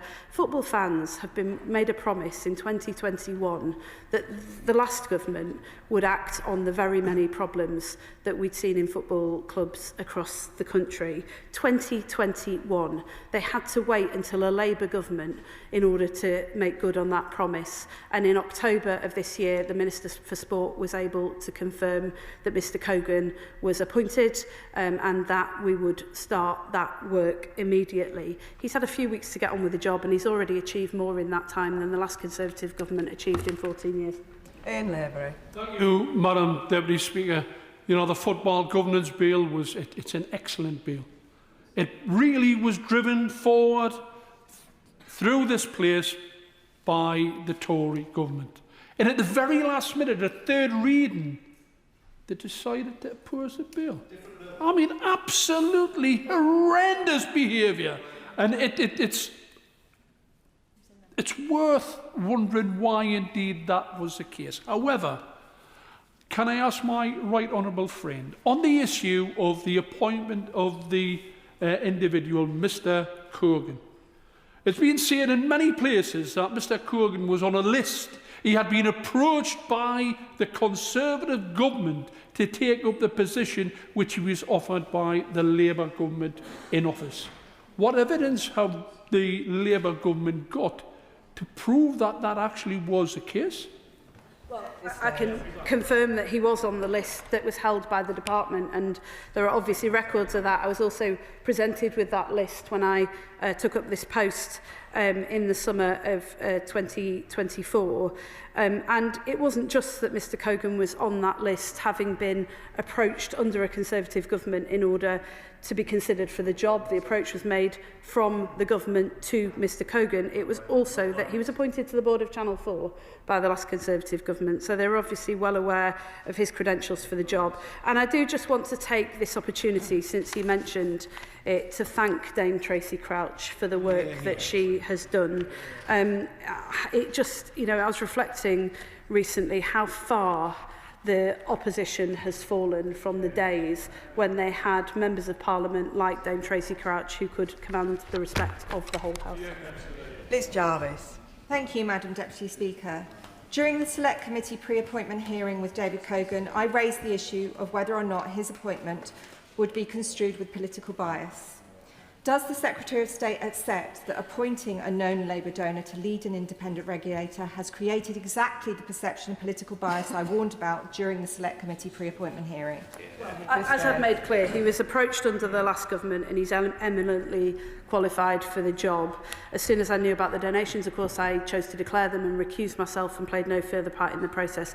But I have a responsibility to football fans, the length and breadth of this country, to appoint the right person to this job. And there is no question that David Cogan was the outstanding candidate, as he's already proving, having wasted no time in getting on with the job.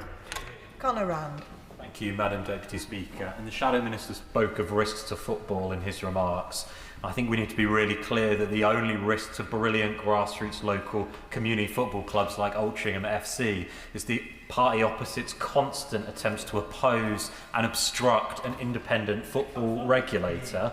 But does the Secretary of State agree with me that having taken on board the findings of the investigation and taken responsibility, it is unedifying to watch the opposition front bench use this as another opportunity to try and obstruct an independent football regulator and stand against the best interests of the game? Can I thank him for that, and thank you for being such a fantastic champion for his constituencies. It was a pleasure to meet some of them when I came to the Honourable Gentleman's constituency not that long ago. And can I just agree with him that the party opposite appears to have no respect for football fans, no respect for independent processes, and no respect even for their own manifesto that was crystal clear that they supported this act. Sir Gavin Williamson.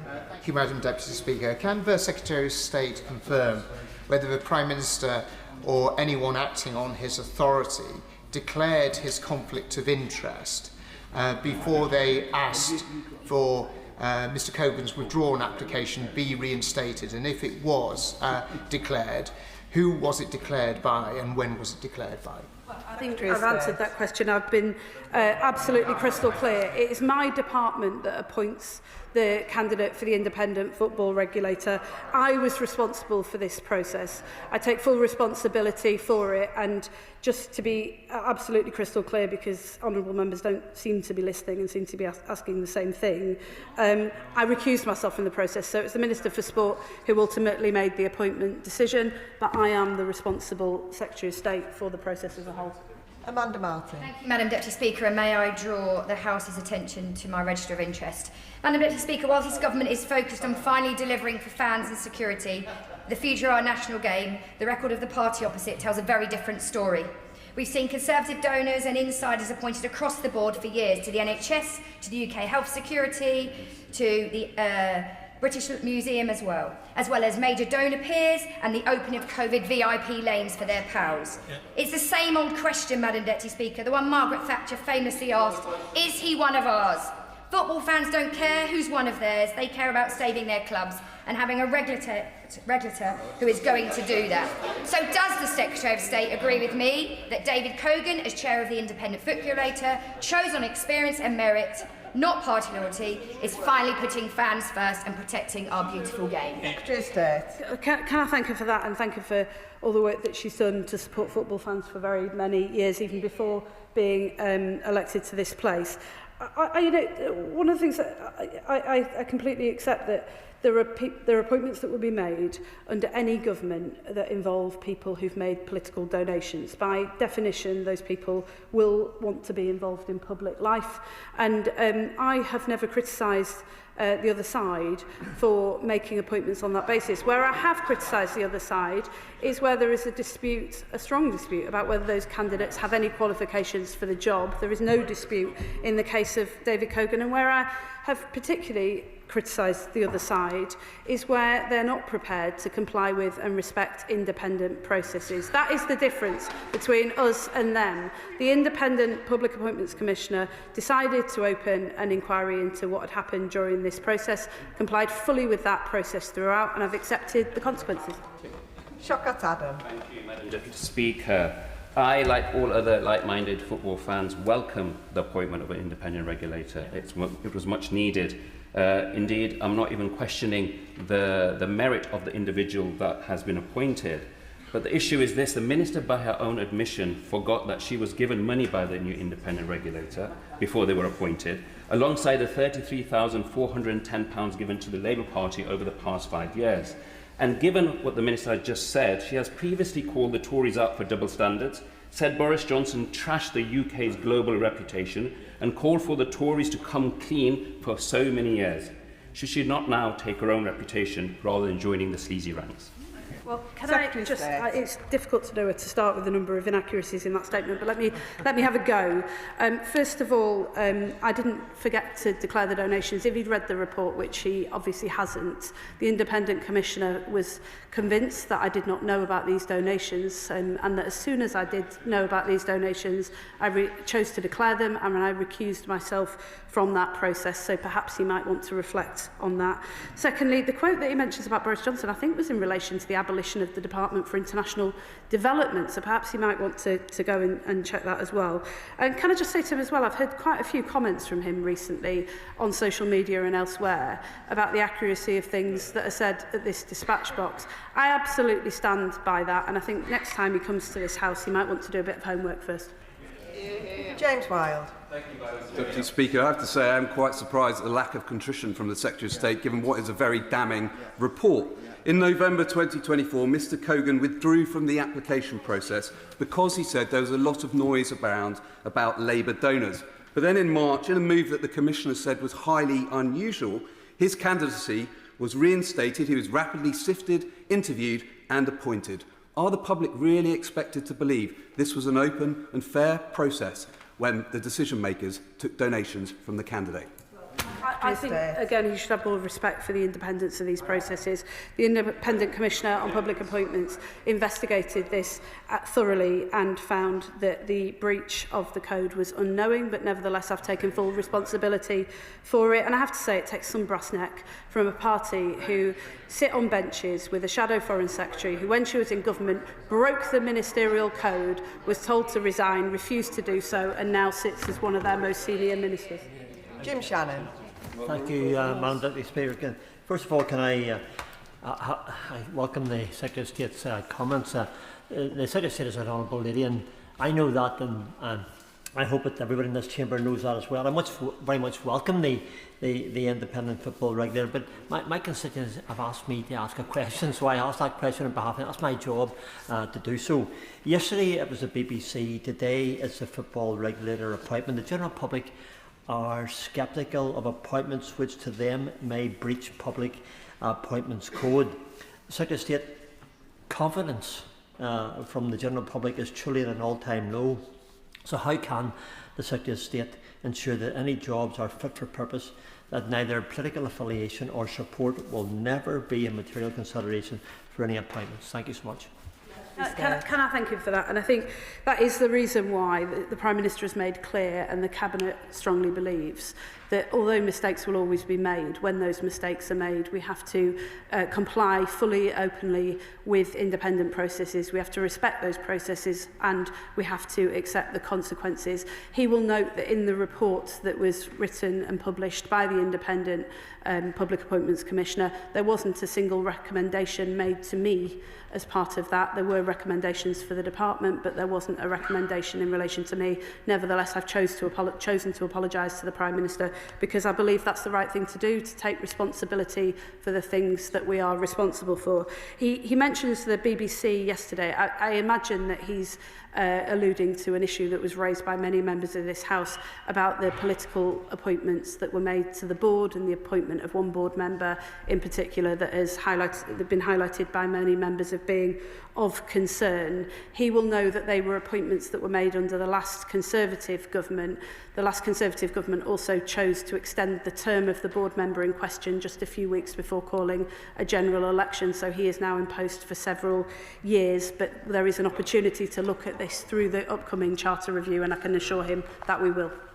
Kieran Mullen. Thank you. Can I thank the Secretary of State for explaining? I'm sure people have been glad to hear the involvement of a sponsoring department, a sponsoring minister in a public appointment. So in answer to my question, she need not revisit her role. We all understand that. She's explained it clearly. But she'll also know it's not unusual after a Secretary of State's made a provisional appointment that it then goes on to number 10 for further review. So can she just confirm, putting aside her own role, was there any involvement in any way, shape or form with anybody in number 10 for this appointment? I'm happy to clarify, this was not a Prime Ministerial appointment. This was an appointment made by the Culture, Media and Sport Department. But as he knows, because I discovered this donation and the information that had been given at the start of the process was incomplete, as soon as I did, I chose to declare that. I recused myself from the process, and the final decision was made not by the Prime Minister but by the Minister for Sport. And the final question, Iqbal Mahmood. Thank you very much, Madam Deputy Speaker. I, with many others, supported fully the Football Governance Act and the Independence Regulator, and I do accept the Secretary of State's comments that she sincerely wasn't aware of the donation. But just to reiterate, but does the Secretary of State understand the public's concern that an independent appointment may, or their perception, was chosen because of their donations to the party in government? And what steps will she and the government take to review the process and make any improvements so that it is trustworthy for the public and completely unimpeachable? And I do understand a comment about donors wanting to participate in public life, but I think the government should consider putting a really clear marker between donors and what kinds of roles they may or may not be able to perform in support of the government. Can I welcome that and say to him that although overseeing the whole process and the way that public appointments are made is a responsibility for the Prime Minister, I do welcome the comments that he's made and the suggestions that he's made, and the need to uphold the highest standards. In relation to this particular appointment, we didn't meet the highest standards. It was a complicated process. It required a specialist skill set, and it took place under 2 different governments. That is not to make excuses. That is just to explain that this particular process was highly unusual, but we've learnt some lessons from that, and we are implementing the Commissioner's recommendations in full. And can I say to him that in terms of the public having confidence, in the end, the test of whether the public can have confidence in this appointment is whether Mr Cogan and the independent football regulator is able to deliver on the promise of dealing with bad owners and putting fans back at the heart of the game. And I am confident that we've made the right appointment, as evidenced by the fact that he has wasted no time at all since he was appointed on the 6th of October in getting on with the job. And that concludes the urgent question. Point of order, Louis French. Thank you, Madam Deputy Speaker. Madam Deputy Speaker, I seek your guidance. During the discussion of this urgent question today, the Secretary of State is providing a number of answers that seem to contradict parts of the report here, particularly around the role of the Prime Minister. But in particular, she made reference to a conversation between herself and the new independent chairman of the football regulator before his appearance at the Select Committee. Now, I've read the report very carefully, and I cannot find any such reference within the Commissioner's report that references this conversation. I therefore seek guidance from you, Madam Deputy Speaker, why this is not in the report and how honourable members can find out that answer. Thank you. Does the Secretary of State wish to respond? Yeah, I'm very happy to clarify that point for him.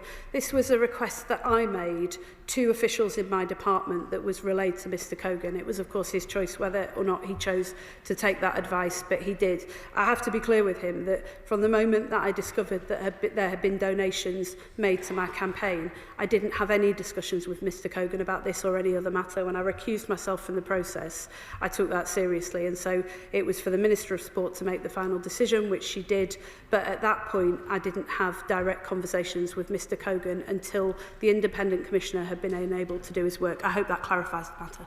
Point of order. Point of order, Jacob Collier. Thank you, Madam Deputy Speaker. The Leader of the Opposition recently visited my constituency for her tool theft campaign, but I don't think she's been informed that my honourable friend for Portsmouth North has already secured these changes through the sentencing bill. The Right Honourable Lady did not notify me of this visit, and given she is a long-standing member of this House, I'm seeking your advice, Madam Deputy Speaker, on how she can be reminded of the courtesies afforded to members. I thank the honourable member for notice of his point of order. Has he given notice to the Leader of the Opposition that he was going to raise this matter? He has put his point on the record. Point of order, Shaukat Adam. Thank you, Madam Deputy Speaker. In the debate, the Secretary of State mentioned that she was aware of my social media post attacking and targeting her. I just want clarity because I've never made a post about the social tree. So if she would like to clarify that point. My colleagues may have done. We may all look the same, but we're not. That's absolutely gross. That is not a point of order or a matter for the Chair. We now move on to the presentation of bills. I'll give a few moments for the front benches to swap over. Thank you, Madam Deputy Speaker. Pleasure, by the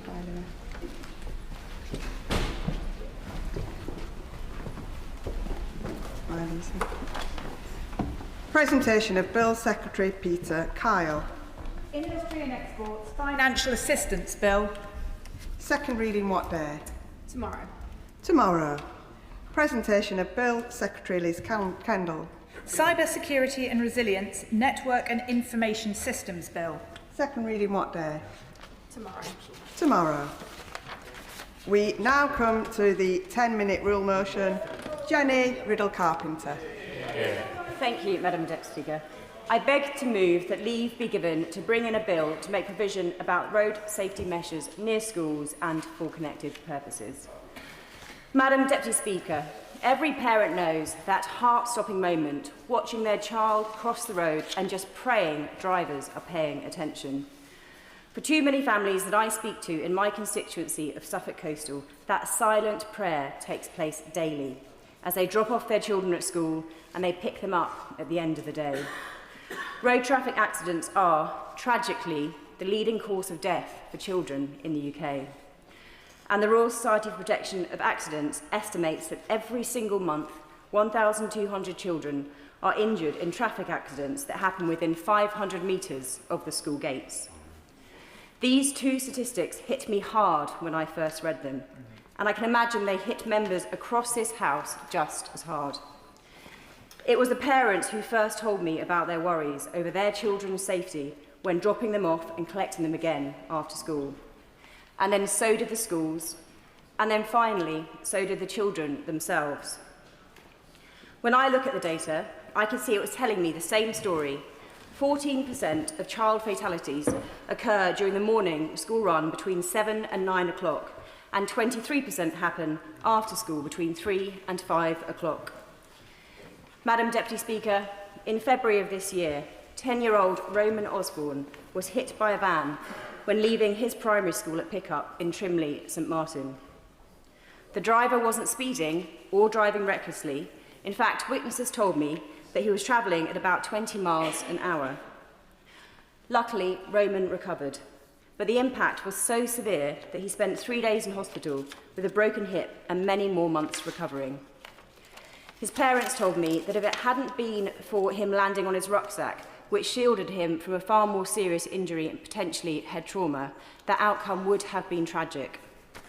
Roman's story reminds us that improving road safety around our schools isn't simply about reducing speeds to 20 miles an hour, though I dread to imagine how much worse it could be if that driver had been going 30, 40 or faster. In truth, road safety is about making the environment around schools far safer and by any means necessary. That means proper crossings, clear road markings, enforcing parking restrictions, visible signage, and yes, the presence of school patrols, school crossing patrols, and much-loved lollipop men and women. But, Madam Deputy Speaker, what frustrates me most is that much of these options are available to councils today, but only if they choose to implement them. After this accident, Suffolk County Council told me that the road had been assessed because of Roman's accident, but it did not meet the criteria for additional safety measures. Madam Deputy Speaker, you don't need me to tell you that's not good enough. When a child is injured outside their own school, how can any system say it does not meet the criteria to make that road safer? It should not be at the discretion of any council to turn a blind eye. Bucklesham Primary School, in my constituency, and watching in the gallery today, also know this challenge all too well. The school sits on a junction of a 60-mile-an-hour and a 30-mile-an-hour road. It's an isolated rural school with no footsteps or homes around it, and parents have no choice but to drive to school each and every day while navigating awful conditions in the process. Parents and staff have been pleading for improvements for 2 decades. They have gathered petitions, met councillors, written letters, and still after 20 years, no permanent safety measures have been put in place.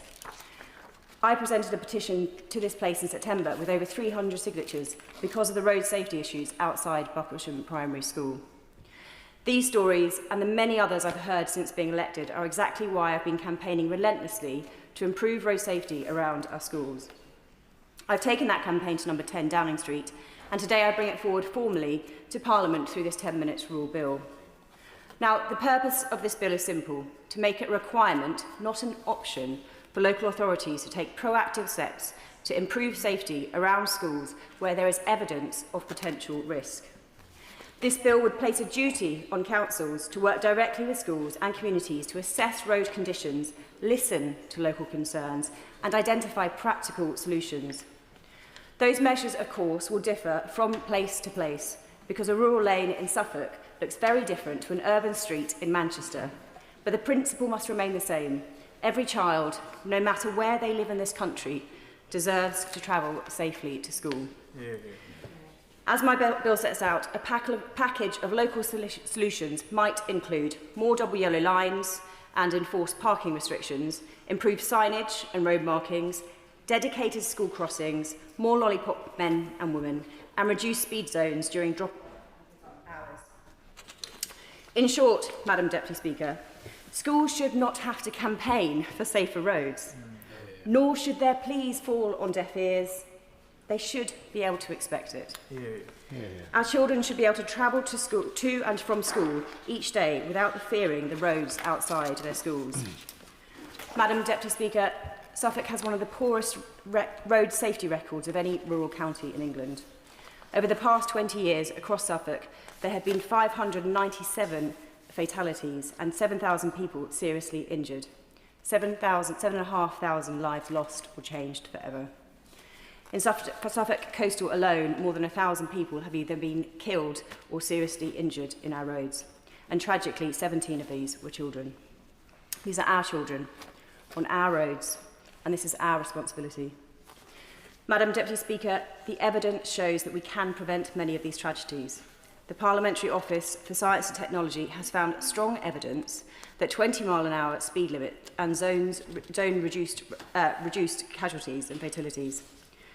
After Wales introduced a default 20-mile-an-hour national speed limit on restricted roads, casualties fell by 24% between April and June last year, compared with the same period the year prior. Now, parents know this instinctively. Surveys show that 36% of parents feel roads are too busy for their children to walk to school, and 43% say traffic is too fast, even when a 20-mile-an-hour zone exists. According to Break, the road safety charity that I've worked with on my campaign and on this bill, 78% of parents want a 20-mile-an-hour limit near homes and schools, and 85% want government to do more to make local roads safer. Yet the framework guiding local road safety decisions mean that too many councils are able to ignore local concerns, even when tragedy strikes. My bill would end that absurdity and end the crisis at our school gates. It would also make transparency a duty. Councils will be required to publish annual statements outlining what safety reviews have been conducted, what measures have been implemented, and how they are working with schools in our community to improve standards. The government is due to publish a new road safety strategy early next year, the first in a decade. I welcome that, and many of the families and schools I speak to welcome that too. But the strategy must put road safety around our schools at the very top of the list. This bill would make that possible by setting out clear expectations for local authorities and giving schools the voice in shaping the solutions they need. The answer is painfully simple. We know what makes our roads safer. The measures are well understood and so often inexpensive. What we lack is urgency and accountability. We should not accept that parents and schools that have been campaigning for 20 years to make drop-off and pick-up safer, yet still have their school hugging a 60-mile-an-hour road. We should not accept that a child is hit by a van and the road is assessed and yet still fails to meet self-determined thresholds for intervention. And we should never forget that the leading cause of death among children in this country is in our gift to reduce, simply by improving road safety around our schools. Madam Deputy Speaker, this is not about politics.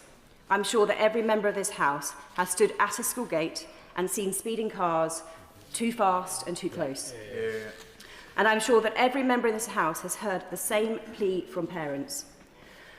Roman told me that all he wants is a pedestrian crossing at his school gate. This bill would seek to give Roman that and every school the power to bring forward safety enhancements for their own school. This is a modest bill, but it is practical. And most importantly, it would save lives and it would help to tackle the biggest cause of death amongst children.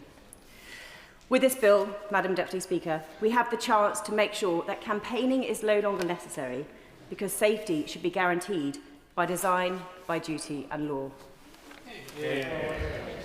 The question is that the honourable member have leave to bring in the bill. As many as are of that opinion say aye. Of the contrary, no. I think the ayes have it. The ayes have it. Who will prepare and bring in the bill? Sarah Coombs, Terry Jermy, Ben Goldsborough, Sarah Dyke, Maya Ellis, Amanda Hack, Richard Quigley, Samantha Niblett, Alison Hume, Steve Witherden, Josie Golding and myself.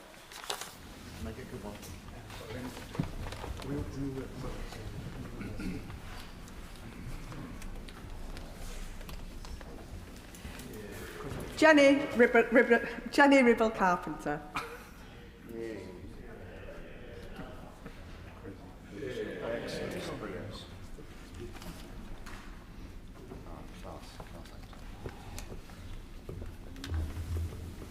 Road Safety Schools Bill. Second reading what day? 28th of November 2025. 28th of November 2025.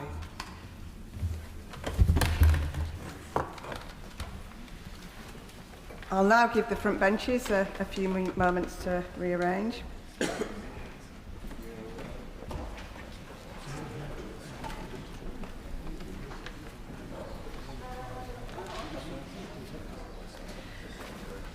We now come to the Opposition Day motion on taxes. I inform the House that Mr Speaker has not selected either of the amendments tabled. Sir Mel Stride to move the motion. Thank you, Madam Deputy Speaker, and I beg to move the motion on the order paper. Madam Deputy Speaker, right at the centre of this motion is a single word: trust. The trust that the party opposite lost with the British electorate. They lost it when they promised not to put taxes on farms and did so, when they said they would not be means testing the winter fuel payment and yet did. And they did it also, Madam Deputy Speaker, when they said that they would not be putting up taxes left, right and centre, but did exactly that when they came into office. Indeed, in their own manifesto, Madam Deputy Speaker, there's around £7 billion worth of tax increases. That's translated by the time of the first budget into some £40 billion of additional tax. And of course, Madam Deputy Speaker, much of that related to national insurance, employers' national insurance, a clear breach of the Labour Party manifesto. Do not take my word for it, take the word of Paul Johnson, the former head of the IFS, who, and I quote, said of the manifesto and that particular tax increase that it was a, quote, straightforward breach of the Labour Party manifesto. Now, the Chancellor also said that she would not be taking decisions that would affect working people. And yet we know, with the figures released just yesterday, that unemployment it is now at a 5-year high. 180,000 fewer jobs on payrolls on her watch. And indeed, some sectors particularly badly impacted. Hospitality, some 90,000 jobs destroyed, particularly affecting the youngest people in our country, those desperate to get on that first rung of the career ladder, deprived of that opportunity by the ministers opposite. And of course, after that calamitous budget, Madam Deputy Speaker, there were further pledges and further promises from the Chancellor. She said to the Treasury Select Committee, and I quote, "We are not coming back for more tax increases." She said on Sky News that she would, quote, "wipe the slate clean." And on the 25th of November at the CBI's annual conference, she said this: "I'm not coming back with more borrowing or taxes." There has been little of that language of late.